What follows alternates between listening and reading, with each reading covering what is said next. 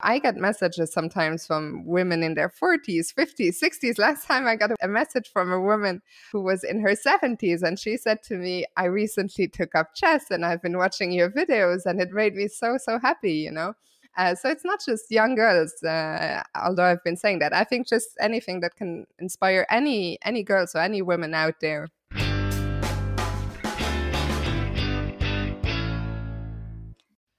Hey everyone, and welcome to episode number 5 of our FIDE Podcast of Year of Women in Chess.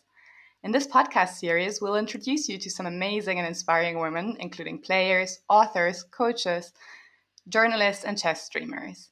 The podcast is a collaboration of the Chess Sports Association, the FIDE Women's Commission, and the German podcast Schachgeflüster. Today's guest was born and raised in Luxembourg. She represented her country in numerous Olympiads and championships, and since 2010 carries the title Women International Master. Where she's not a chess professional per se, chess is still her profession.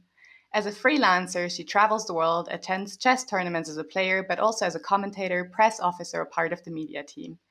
Many of you might also know her from her Twitch streams, where she's known under the name Fiona. I'm really pleased and honored to have WIM Fiona Stale-Anthony as our guest today. Welcome, Fiona. Hey Lily, thank you so much for the lovely introduction, and it's my pleasure being here with you. Okay, Fiona, you were born and raised in Luxembourg, and as our audience and listeners are from all over the world, do you want to give us a quick overview over where Luxembourg actually is, whether it's a large or small country, and a little bit maybe about the chess culture and the chess scene there? Sure, of course. So Luxembourg, I think a lot of people sometimes might not even know the country because it is quite a small country. Even a lot of our neighboring countries don't know that much about us. They might know that we exist, of course, but I've had some friends from literally France, which are next door neighbors, who thought, Luxembourg, it's just one city, which is our capital, Luxembourg City. So not so hard to remember. But no, there is quite a bit going on around that. So I live in the south of the country, which the south is a bit more industrial, and the north has a lot of greenery. So it's more like farmland. So there's a lot of different stuff going on. And of course, the capital, probably best known for banking. But yeah, our population is growing. I think we're up to 600,000 now. I remember when I was a child, it was 400,000. So a lot of growth on that end. But yeah, Luxembourg is just a nice little country in the center of Europe. If you don't know where it is, it's between France, Germany, and Belgium. Much recommend you check it out if you're ever in the area. And yeah, so this is where I grew up, where I started my chess playing ways. And you asked me about what the chess culture was like. I think also a lot of people don't realize there is actually quite a bit going on, once again, because people think it is so small. Disclaimer, it's probably not as small as you think. So we have a lot of different clubs. We have a chess league with different divisions. And while these days, I have to admit, I'm not so much in touch anymore, so I wouldn't be able to tell you what exactly is going on. But when I was growing up and started playing chess, there was an event pretty much every weekend, a lot of adult tournaments, but also a lot of tournament for junior players. So that's where I spent, my weekends, and I have very fond memories because my best friends were all mostly from the chess world. So it was great fun, first of all, getting to play so much chess, but also getting to spend so much time with my friends. And yeah, those were sort of my first steps in the chess scene and in Luxembourg. Okay, well, thank you very much for the introduction. My first question about you would basically be, at what age did you play chess? How did you get into it? How were you introduced to the game? It's actually quite a funny story. So my father is a keen amateur player. He isn't, a very strong player. He's around 1600, something like that. But he discovered chess relatively late in his life, but got incredibly passionate about it. So when I was around 8 or 9 years old, I never know exactly, he he used to play at home, and so he would either sit alone with his chessboard just looking at games with a book, or sometimes he had a friend coming over and they would sit in the living room and play some games. And I had been observing him for a while, and so one day I said, Dad, I was really curious, and I said, Dad, can you teach me? And so it all started from there. He started teaching me the rules, and I think he did a great job of getting my interest in the best possible way. And I think it really helped me when I started playing chess. Like, we didn't immediately go to all the pieces or to openings or something. Like, I remember very clearly that the first thing I learned was how to checkmate with a queen against a bear king, and then I learned how to checkmate with 2 rooks and then with 1 rook, which was a skill I felt was really helpful to have when I started playing my first games. And yeah, so I really enjoyed learning chess at home with my dad, eventually playing, full games with him once I've mastered all the checkmates. But then came the time when I had a friend. She was play tournament games already, and my dad said, "Do you want to go and see her play the tournament, see what that's like?" So remember, I'd only ever played chess at home.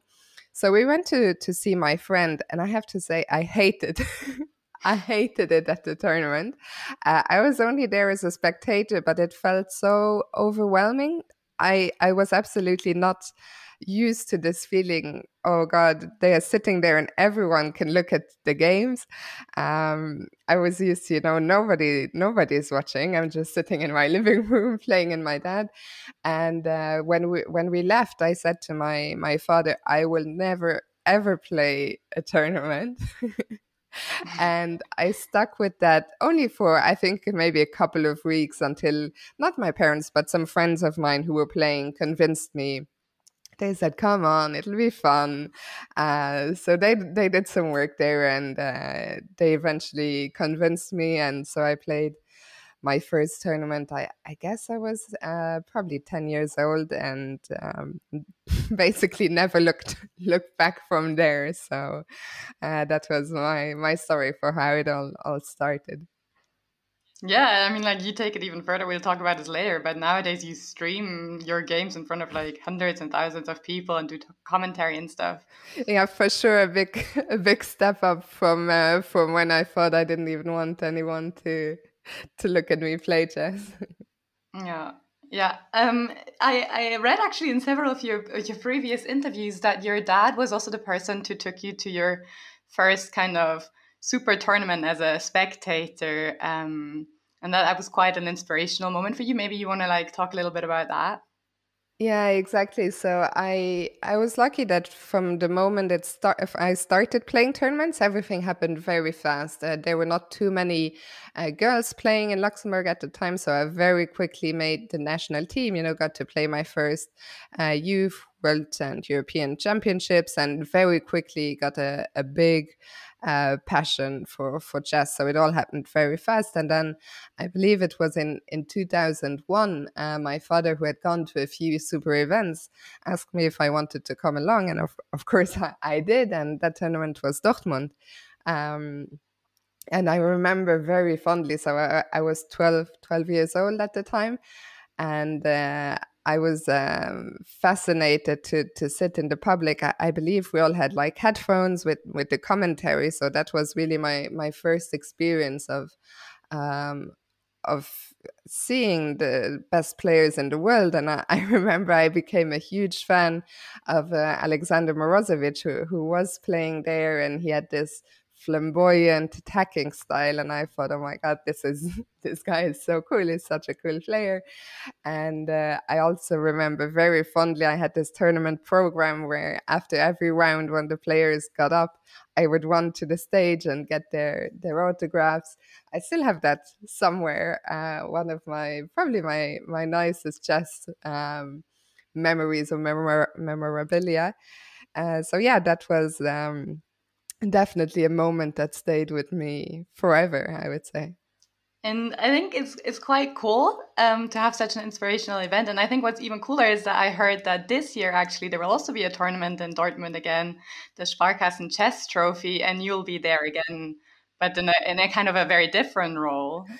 Yeah, so it's almost like things are coming full circle because one of the organizers, Carsten Hensel, when he contacted me about working at the tournament, he had actually heard the podcast with Michael, and he said, Fiona, I heard your story and I thought it was really nice, and would you be interested in coming to work with us?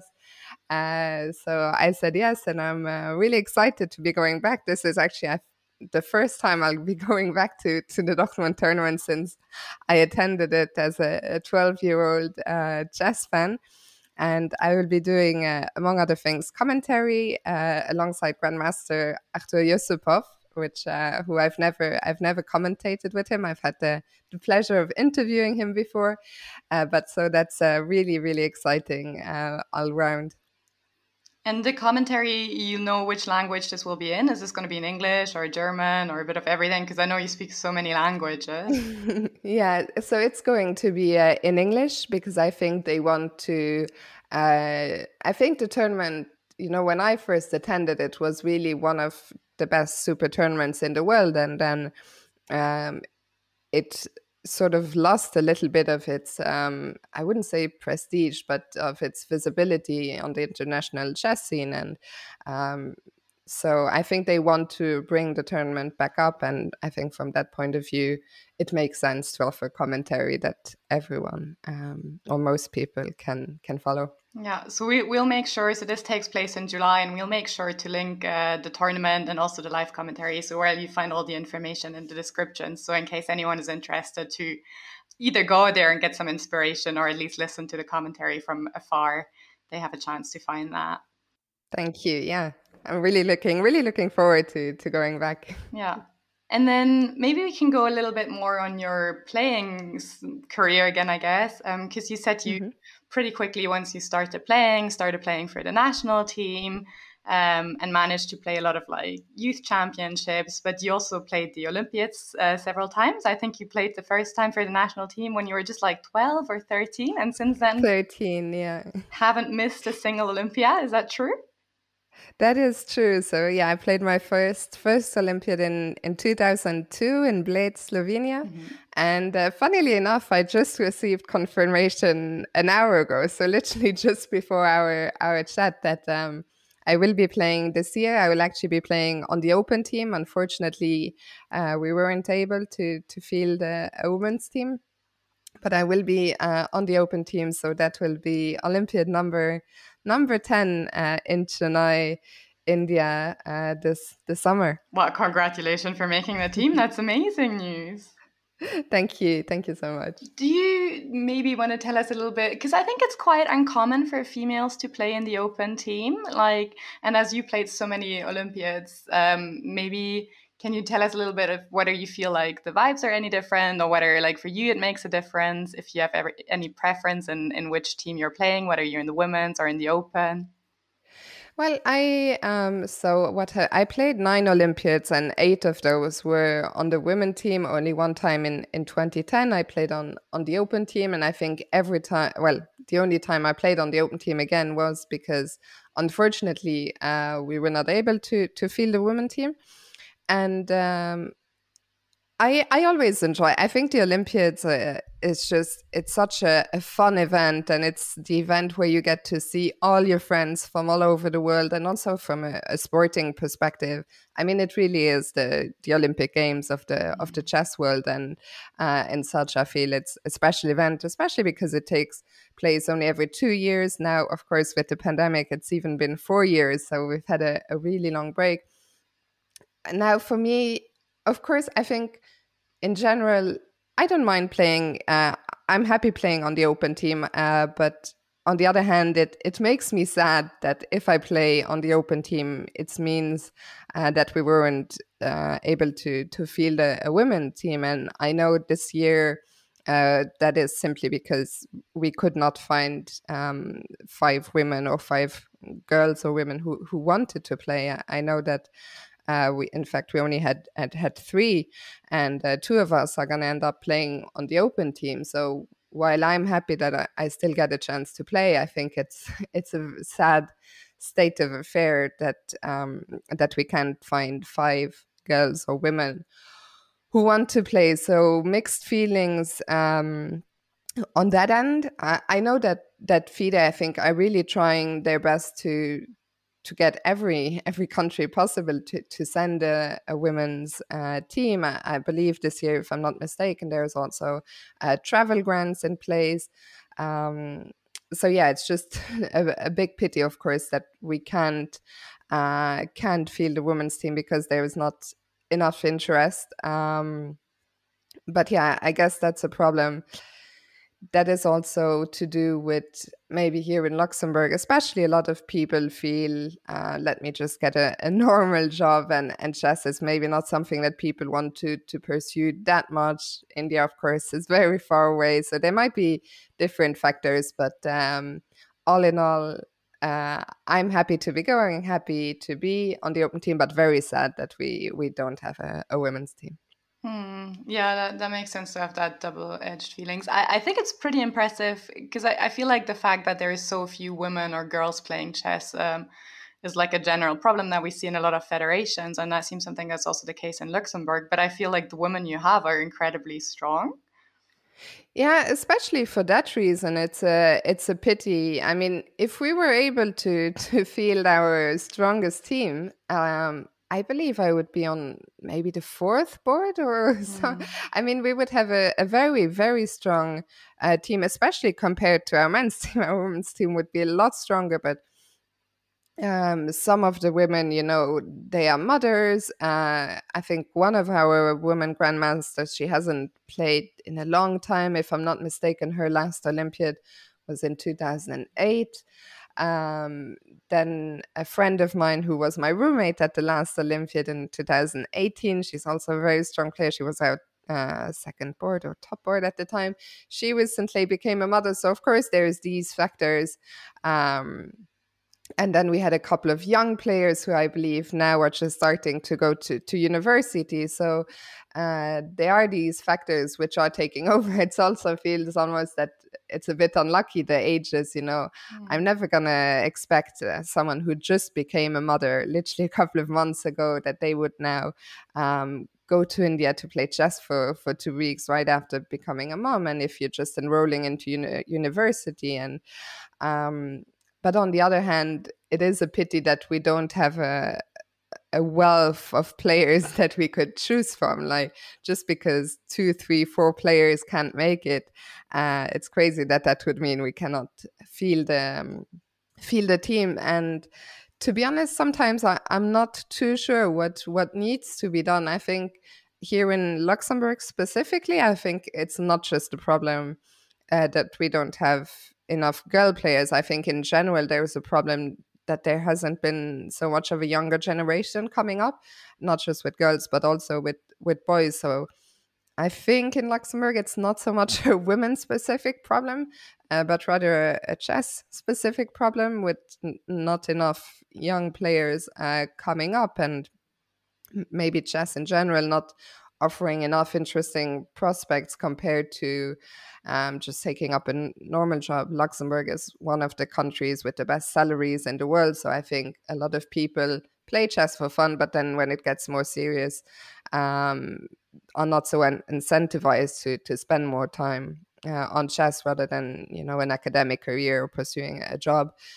So there's all these factors, and I'm getting very rambly, but as you say, it is a pity that we have these strong women players, but that nothing really comes up behind that from the next generation. So maybe it's also on us to get together and with the federation and see how we can inspire maybe some girls.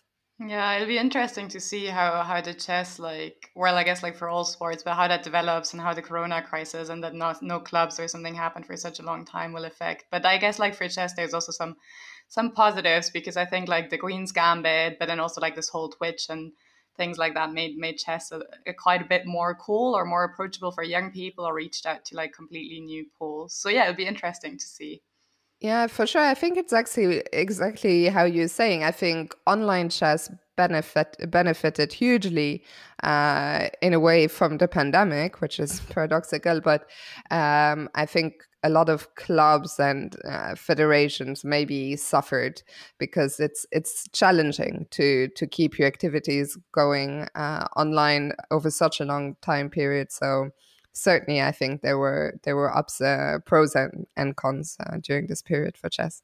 Yeah. Well, we come to the reporting and the media a bit later because we know you're an absolute expert on this. But one more question I actually have about you playing. So I saw that previously you played like so many tournaments and that it's like a bit less now, which I guess is partly because of the pandemic. But what was quite striking to me, and I wonder whether this is just by coincidence or whether you're more like a person that likes to play in a team. It seems that you're mostly playing in like Olympiads, but also like in the French Women's League or the Four Nations Chess League in the UK. So a lot of team competitions. Is that like just by chance or because you prefer team competitions or because they don't intervene so much with your work in commentating, which I guess is more often in opens and things like that? Yeah, I think back in the day it was a lot more. You wouldn't notice it so much because I would play quite a lot. I would play still all these team competitions you're talking about, but also quite a lot of open tournaments. And I think that started shifting sometime around already 2014, 2015, which is when I started my career, let's say, of commentating, etc. And these days, I just feel in the last few years, especially now with the pandemic, there just hasn't, well, for a while there were barely any tournaments, but even already a little bit before, I think so much of my life turned around chess that I just felt less of a need or less of a wanting to play so much because suddenly it just gets too much otherwise if your whole day to day, like the streaming, which is pretty much daily, and working at tournaments. And then I think when I have free time, I would rather maybe travel without playing a tournament or doing something else rather than playing more chess. So I think that's what led to me playing less. And then I think with the time I wanted to devote to chess, it is true. I mean, all these teams, my French team, I've actually been playing for over 20 years for the same team. The Differentiel is a team that I've been captaining for the last 8 years already. So I love those teams. I love playing on those teams. So I could never drop those. And yeah, pretty much that's how it goes. I just love playing those team events. And it's funny because until you asked me the question, I had never thought of it consciously, but I thought you're absolutely correct. I mean, I literally could not tell you when I played an open tournament for the last time, which is quite telling. But yeah, I think because I do limited playing, and those are the events that I enjoy playing and that I've been a part of for so long that it's just how it went. I'm not completely closed off to playing open tournaments, but there just hasn't been that much opportunity or much thought given to it, let's say. Yeah, and the teams, I mean, the social factor, I think it's a really nice motivation. It can also sometimes be stressful because I feel like you just don't just play for yourself, but if you have a good team, I mean, it's like priceless. Yeah, absolutely. I think I've always all my life, even ever since my childhood, I think the social aspect was a huge part of why I love chess so much. Of course, I loved the game itself, but I think the social aspect was also always a huge motivation. And I think you're absolutely correct in that also playing a part of in why I love these team events.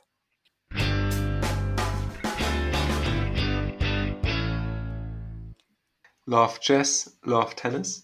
The Chess Sports Association, involved in the production of this podcast, is organizing an international chess tennis tournament from the 13th to 15th of August in Vienna, Austria. Sign-ups are still possible, so come join us for chess, sport and fun. The link is in the description below.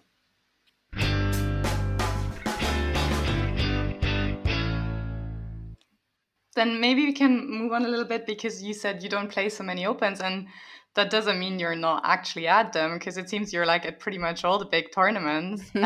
So you're mostly nowadays, well, it seems like you're kind of doing a little bit of everything, like commentating, interviews, like the social media stuff. But how did you actually start getting into this side of chess? And was this like kind of a conscious decision, or was this something that just developed over time? No, it was absolutely unconscious. So what had happened?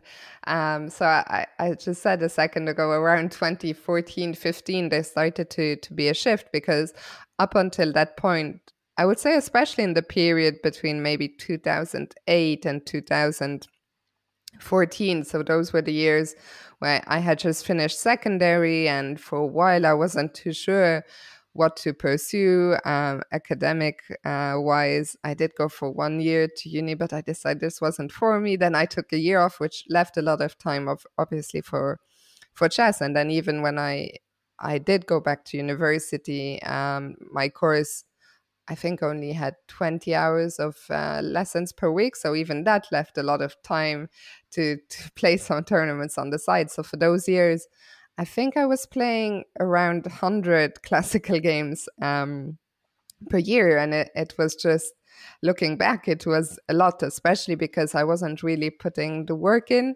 on the side. So it was, I think, not a great balance between playing too much and not working on my chess enough.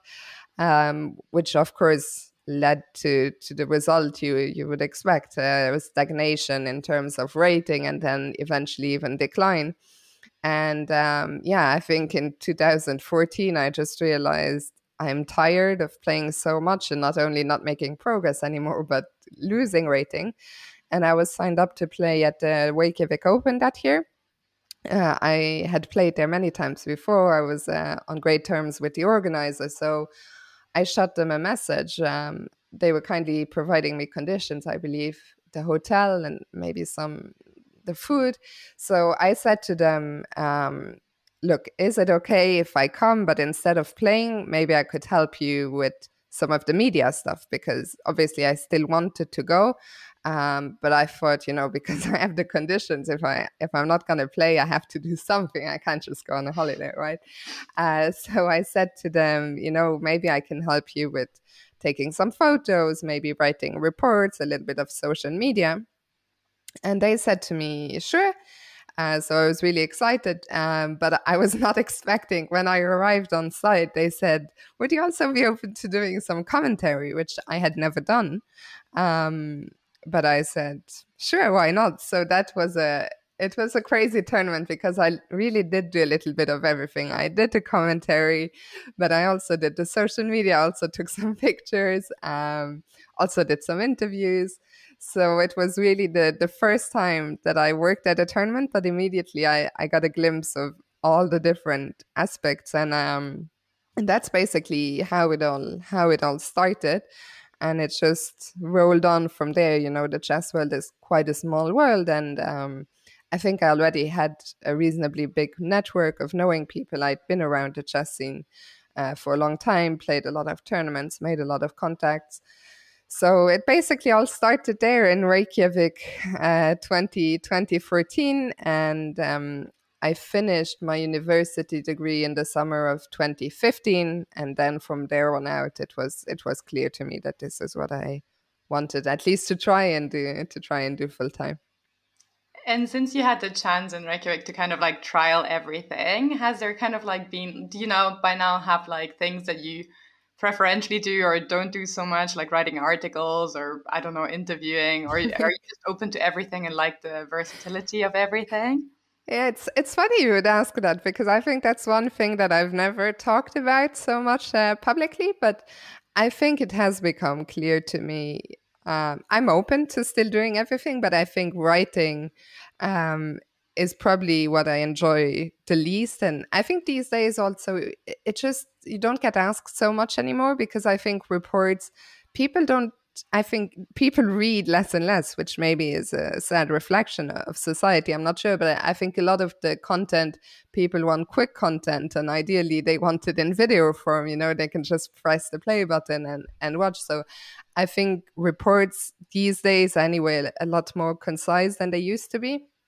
But I would say that's probably my least. I think partly because when I do something, I'm quite perfectionist. And so very often I have memories of tournaments where I was doing other stuff as well. And then the report I would write once all the other stuff was done. And very often, I would finish my report at 1 or 2 a.m. And it just felt like, I spent a lot of my night writing this report, which probably not that many people are going to read.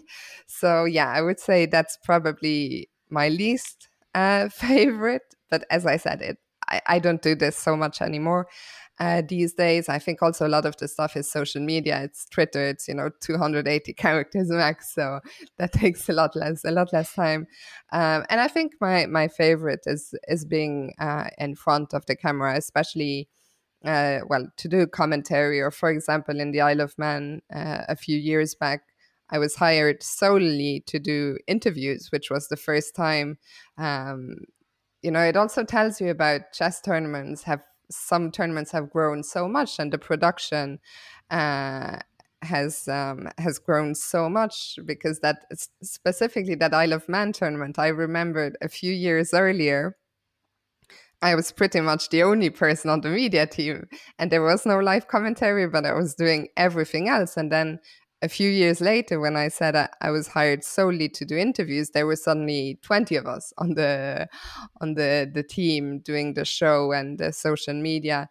So it's been really fantastic seeing chess grow and seeing chess coverage grow in that way, and it's been very exciting being a part of that journey.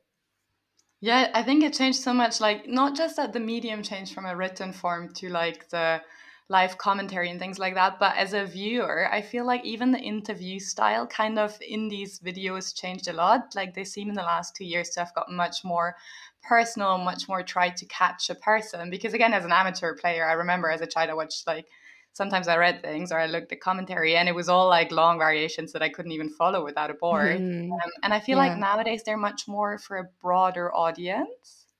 Yeah, I would agree with that. I think the chess world as a whole understood that people at home, of course, some people are interested in the variations, but as you say, there's a difference between a couple of crucial variations and discussing only variations 10 moves deep and nobody's quite sure what's going on. Even, I've been in that spot. Sometimes even the interviewer, you just stand there and literally just nod your head because you have no idea. You have no idea what your interviewer is talking about. So I think, as you say, there really has been a shift. And the chess world, I think, also has understood that a lot of the people, while they want to hear about the game, they also want to hear about, who is this person maybe that I'm hearing from, and, what is it like at the tournament and what's going on behind the scenes, what are they up to when they're not at the board. And I think I would like to think at least that in some ways, as a whole, as the chess world, we have managed to provide more of that content to just give a bit more of a glimpse into, who are these people and what's going on at the tournament, other than just on the board in terms of chess variations.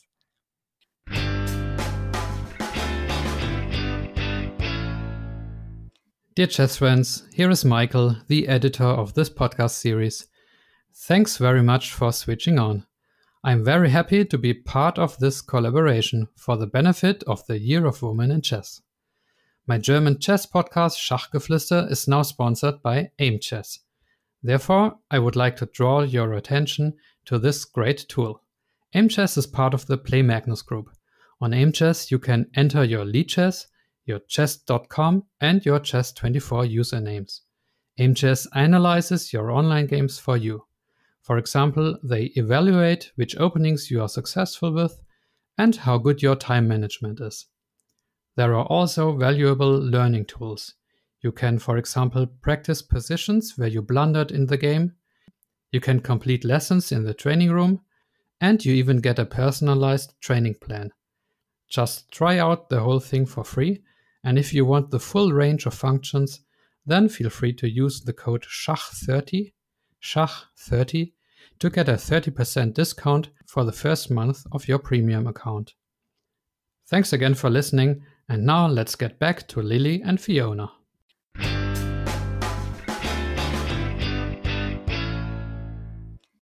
Do you have someone you prefer? Like, do you have like a group of people, or I guess like single people, which you prefer interviewing a lot because they're just like easygoing, and like it's or other ones which are super difficult where you really have to tickle answers out? Or do you feel it's much more rather than a person, depending on, like, for example, the result they just had in a game before? I guess it's easier to interview someone that just played a good game. Yeah, I mean, it's I'm not going to name too many names. I think in general, there's always some people where you feel, oh, this is going to be easy. Some people are almost always in a good mood. One of the things, I don't know if I've ever done it. I know that they want to start doing it, or some people have started doing it. And I think maybe it's not a bad idea to interview losers, people who have just lost a game.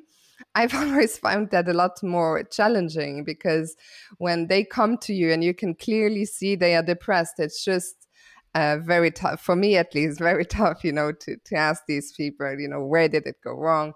But I understand it's a part of sport. And I just think chess players, and maybe even as interviewers, I think we're just not ready yet. I think it's been part of other sports for much longer than it has in chess. So we'll see how that goes in a few years. But to come back to the original question, I think there are some players, for example, let's say Anish Giri, in general, he's very easy to interview, because he will talk for a long time and he will just sort of give you all the information. So you never need to worry, let's say, oh, is this interview going to be too short, or am I going to struggle to, I think for me at least, and I've never talked about this so much with other interviews, my main concern is, what if they just give me a 2-word answer and I run out of questions and the interview is only, 30 seconds long. But so Anish, for example, is one name where that's never a problem. I think one of the most challenging interviews, but also certainly the most interesting, is Magnus Carlsen, because Magnus, when he's in a good mood, he's fantastic.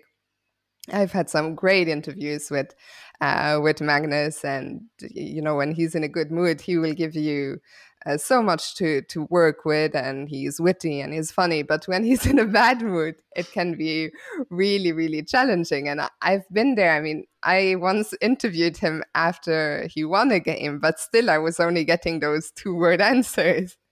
And I mean, at least he keeps you on your toes, and he's one of the guys where you never really know what to expect. Of course, a couple more names, people I love interviewing. Grishuk, you never know what you're gonna get. Can be challenging as well, but mostly just a lot of fun. And Ivanchuk hasn't been so active lately, but back in the day, I had the chance of interviewing him a couple of times, and I have fantastic memories of that. I think in general, my feeling is that we're extremely lucky. Obviously, I would never name them but there is nobody that I feel like I hate interviewing this person. There genuinely isn't. And I think on a whole, we're quite lucky in the chess world to have really interesting people and polite players. And especially now the new generation that's coming up, I've been fortunate enough, some of them to be interviewing them for a lot of years throughout their growth. One of them who comes to mind is Nihal Sarin from India. And, a lot of these kids, although these days they're teenagers, they're soon to be adults. But I just have very fond memories of interviewing them. And as I say, I think as a whole, we're very lucky in the chess world with the players that we have. Yeah, and your answer also shows how difficult it is, and I guess like how much like tournament organizers can draw on your experience that you've interviewed so many of them before, and you kind of know their answer style and whether to prepare more or less questions. So it's pretty cool to hear. Yeah, I do think that a lot of, I think when it comes to interviewing, a lot of my strength just literally draws on the experience of having talked to these players before and maybe knowing them a little bit off the board, because I do think that obviously it helps, if the player feels at ease going into the interview, and if there's a good rapport, and maybe some things about them, it's always going to help just make the interview that bit more, maybe more personal or a bit more interesting with some other information. So I mean, I love interviewing players, and I'm looking forward to, it's been a while since my last interview, so I can't wait to return to that. Yeah. One question I had, because you interviewed so many of the top players and you've been to pretty much worked at so many of the big events, is there anything you still have on your bucket list, like whether a person or a tournament, whether it's just because you think they're interesting or it's a great location that you'd really like to work at some point? That's a great question, actually. I hadn't given it so much thought. Maybe one of the big events, like the candidates, I did attend the candidates in 2018 in Berlin. But I was working for Licha, so it was more sort of behind the scenes, doing my own thing. I think it would be a lot of fun to maybe be press officer or be part of the official organization for a tournament like that and get to interview the players really when the stakes are the highest. So maybe like a candidates tournament or world championship. Again, I was lucky to attend the world championship in London, in 2018.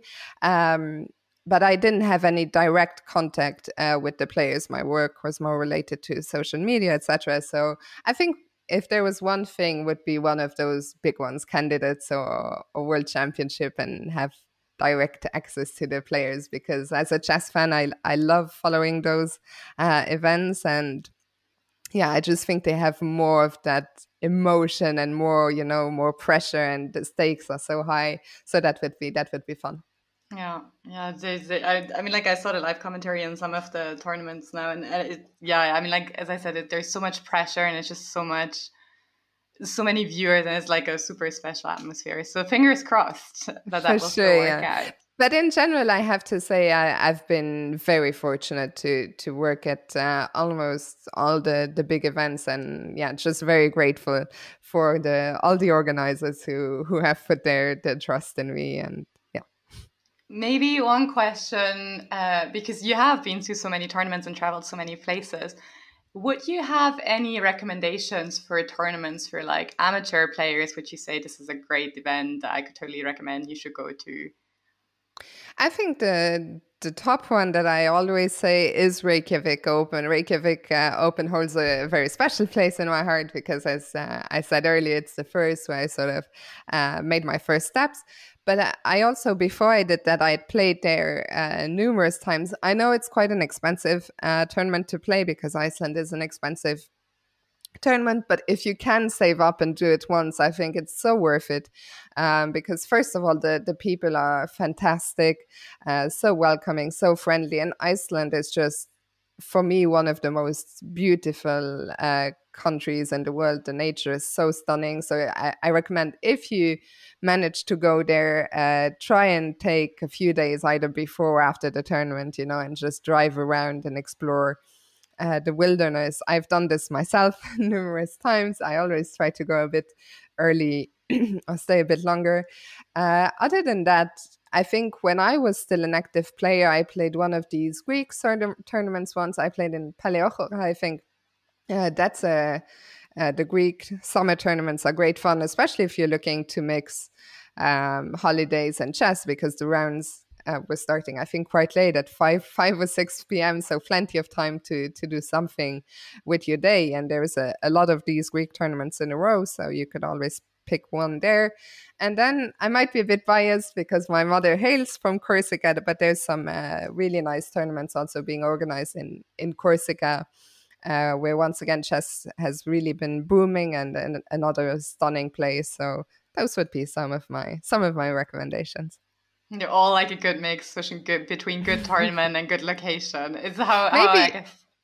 Yeah, exactly. And maybe one last one to throw in is just Vaikanze. Tata Steel Chess, the last couple of years, because of the pandemic, unfortunately, there were no amateur events. But I very much hope they will be back in 2023. And I think that's just such a unique opportunity to play in the same playing hall as Magnus Carlsen. You don't get that. I mean, there's almost no tournaments where you get that opportunity. So that's another one. They have a lot of different events, weekend events, week events, short ones, longer tournaments, or you can even just visit as a visitor. So that's another one for sure. I recommend highly. Yeah, there's some good recommendations. I haven't been to any of them, so they're still on my list. Maybe I'll manage to go to one at some point. Yeah, plenty to add to the bucket list. Yeah, it's true. Okay, let's move away a little bit from in-person tournaments, actually, and go a little bit to talk about Twitch, because Twitch got actually really big the last few years and is basically a live streaming platform for all kind of video games where users basically interact with the streamers through the chat. So it's quite interactive compared to videos. And chess experienced this huge hype on Twitch during the past 2 years, I would say, through Corona. But I actually saw that you've been streaming for nearly 5.5 years or something now. Yeah, it's crazy. I got there nice and early, but then the first few years I wasn't that active. I actually started streaming in towards the end of 2016, and the reason I started streaming was because my English team, which brings us back to those team events, we had qualified to play in the European Club Cup, but we didn't have a sponsor. So I wanted to try and raise the money to at least cover our travel expenses and accommodation. So that's how the idea of Twitch was born. I was also inspired at the time by one of my best friends, Simon Williams, aka the Ginger GM, who was really one of the early trailblazers, I would say, on Twitch. So yeah, started in 2016, which is some fundraiser streams for our team and some collaborations with Simon. And to me, it's just incredible when I compare how things were back then to how they are now. I mean, I have never seen anything like this. At the time, there were maybe 10 of us, chess streamers. And these days, at any given time, there were, around 50 people at least streaming chess. So it's just been absolutely insane, the growth in terms of pure numbers, but also to see, some of the best players in the world joining streaming. The best example, of course, is Hikaru. So yeah, it's just been quite the journey, let's say, for chess on Twitch. And do you feel, so I assume your viewers also must have increased a lot during the Corona crisis because there were more streamers, but also more viewers. How do you think Twitch will, or I guess it's already now a lot of countries are opening up and the Corona rules are easing. Do you think this will still be something that will stick around or it'll kind of decrease again? Yeah, I think we have already started seeing the decrease for a few months. I think, as you say, with regulations being relaxed, but also with, the weather outside getting nicer, I think people are eager and I don't blame them, just to return to a normal life, go out, see friends, especially now with summer coming, enjoy the nice weather. So I think we've definitely seen the decrease already. And I think it's normal, if what goes up must come down kind of thing. Like these waves, they can never stay, the hype can never last forever. But I don't think that means that it's going to go away completely. I think we're just now sort of on a bit of a down wave again. But there will be winter again. Hopefully there will not be another Corona wave. That's not what I'm hoping for. I heard rumors that there might be a Queen's Gambit Part 2. So I think chess, it's been there for thousands of years, and I think it's here to stay. So I think there will always be factors. I even now, maybe in a month, I think the candidates tournament is going to generate a lot of interest, I'm sure. And as I say, maybe a bigger wave will come again if there is a Queen's Gambit Part 2 or other factors. So I'm quite positive about the future, and I think that it's normal that there will always be some lulls, like I think we're experiencing now. But I think all in all, the future is still bright for chess on Twitch.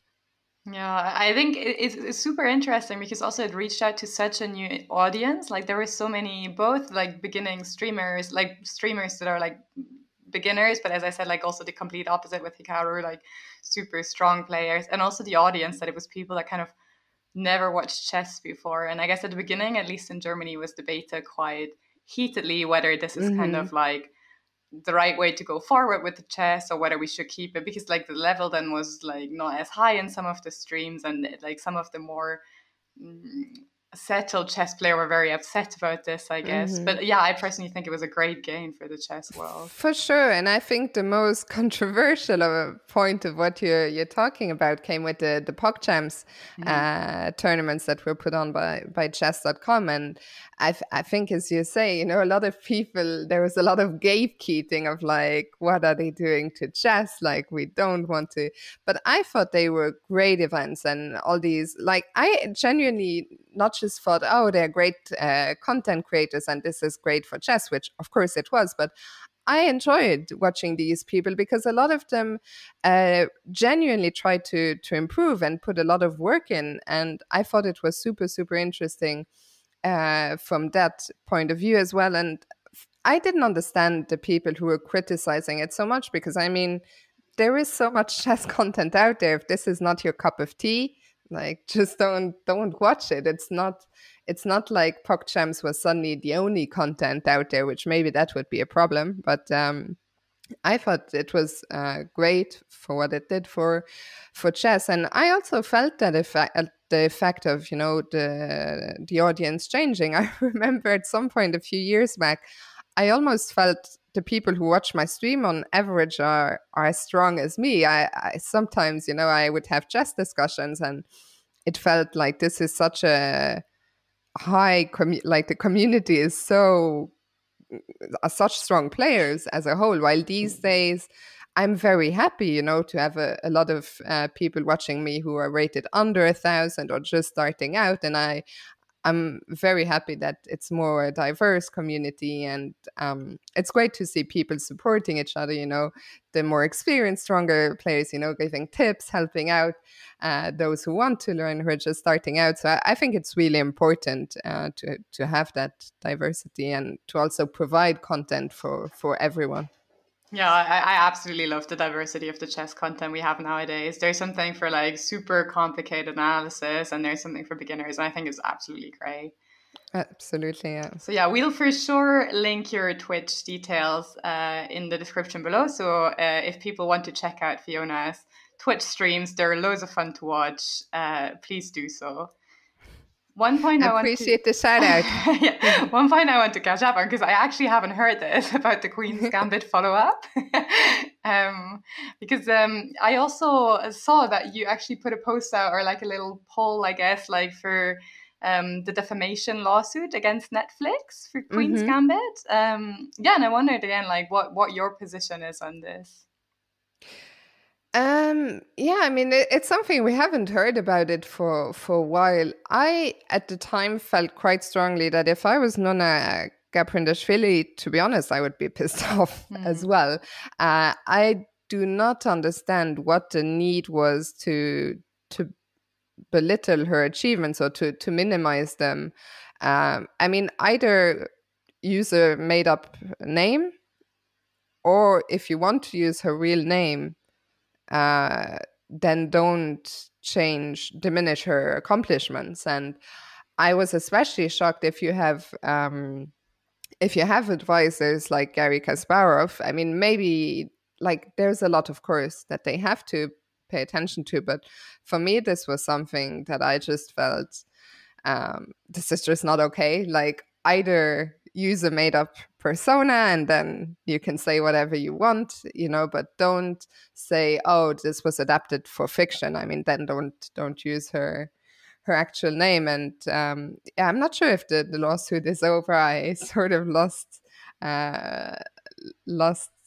haven't heard anything about it, but yeah, I hope she wins, or at least that they change. Maybe they can edit something, or at the very least apologize to her. Yeah, or at least I guess even if that doesn't happen, I guess now there a newspaper article is out that like at least say this is not the case, which I already thought was quite good for people that don't play chess, so they know. Exactly. Yeah. Yeah. Okay, then maybe one thing on a personal level, moving away from Twitch, I'm not even sure how many people know these things, but you used to make these vlogs, which are kind of like these video blogs where you kind of take viewers to these big tournaments, show them behind the scenes, and there haven't been any in a while. And I was wondering if this was because of Corona or if this is something you're not planning to do anytime soon because there's so much work. Because I personally really, really love them. They give such a great view behind the scenes and like what these tournaments are like. And I guess like gave a view on the whole friendship perspective and meeting friends and stuff like that. No, I think the vlogs are probably my favorite content that I've ever put out. But the main reason that they are not happening anymore, of course, I haven't filmed much, as you said, with the pandemic, I didn't go to as many tournaments as before. But also the vlogs, I only did the easy part, which was filming. I think they were really brilliantly edited by my friend and editor, Anton Squared Me, but he got really, really quite busy with work. And the problem was with these vlogs, there was so much of his time going into it for relatively little. Like the audiences were quite small, so there is still some footage that he has. I believe part 2 from Norway Chess 2020 is still outstanding. So someday we want to get around to publishing that at least. I also filmed in Tata Steel last year, but looking back, I think the footage is not that exciting because a lot of these tournaments, during the pandemic, there just wasn't much going on outside of the board. You just, you play, you go back to your room.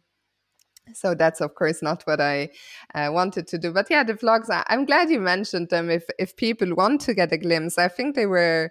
of course, it's not for me to say they were great, but they were a lot of fun to do. And I do think they give at least a little bit of a look of what goes on at these tournaments when the people are not playing. And I think people sometimes might be surprised that there's quite a lot of socializing going on between the players and maybe, the staff. And so yeah, they were a lot of fun, and hopefully someday they will make a comeback.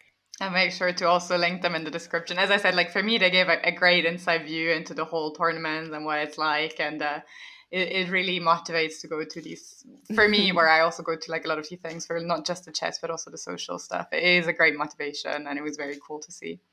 Yeah, thank you.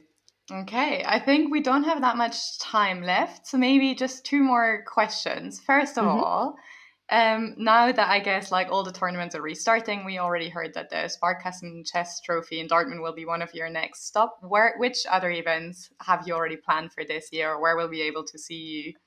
In two days from now, so I think by the time this gets published, I might be back already. But I'm going to Sharjah in the United Arab Emirates. There is a very strong tournament taking place there.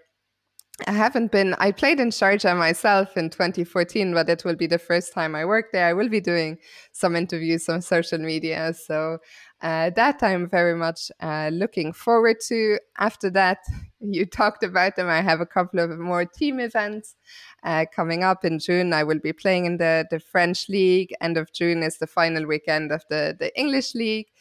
And then there's only Dortmund before the big one, of course, the Schacholympiade. I am super excited that the Olympiad is back after 4 years. I've never been to India.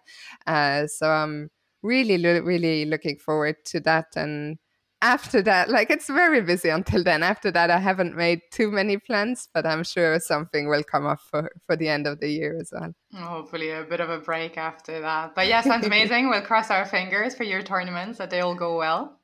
Thank you so much, Lilli. And then one final question, because this podcast is part of the FIDE Year of Women in Chess. kind of what would you as a player or also a professional, like making a living from chess, what other ideas, events, which other support would you like to see from FIDE to support women in chess?